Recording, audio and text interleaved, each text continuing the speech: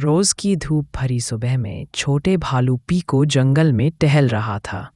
अचानक उसे म्याऊं म्याऊं की आवाज सुनाई दी।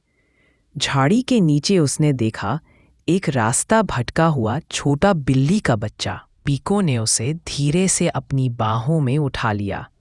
दोनों जंगल के रास्ते में उसकी माँ को ढूंढने लगे। आखिर एक बड़े पेड़ के पास उसकी माँ आ पहुंची। माँ बिल्ली ने पीको को धन्यवाद दिया। पीको मुस्कुराया।